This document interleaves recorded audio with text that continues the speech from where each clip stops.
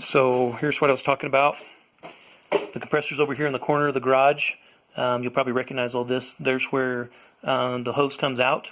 So this is one of the hoses that I took and I cut in half or so. Not quite in half, and this end was a lot longer. So I ran it up to the ceiling, ran it over, just pounded some nails in the studs and bent them up to run it over the garage door here so it didn't get in the way. It comes down right here and comes down to the side of the hose reel. So this is the adapter right here. This has a 3/8 barbed fitting right here, and this is a male thread barbed adapter.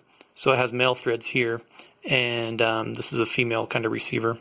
So that's what I did there, and just a couple hose clamps just to hold that on. Okay, and then the other part of the hose that I cut off from here that has this end on it right here.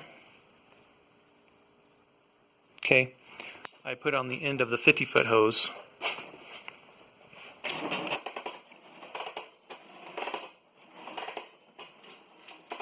Right there.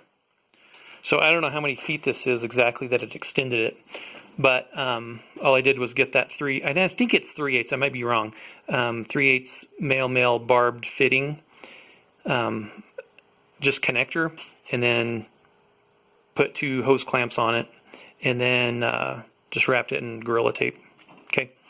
Now the quirk about this, if you haven't noticed or haven't used this Harbor Freight one, if you're pulling hose out and you want it to stay, you have to pull it out until you hear the clicking.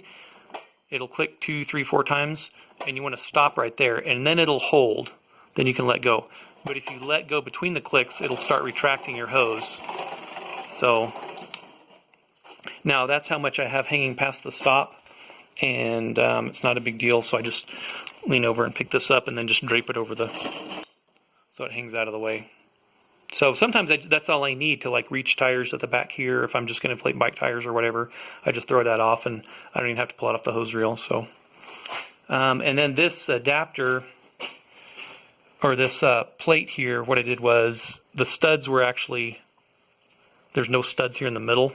So I was just going to put this on one stud, but for stability, I used the studs here on the side with these lag bolts on this 2x6 here and here. And then used 4 lag bolts to hold this in place. If you put these lower ones in first, this is just a little U-shaped hole right here on the bottom, so you can lift this up and set it on these lag screws and then mark your upper holes.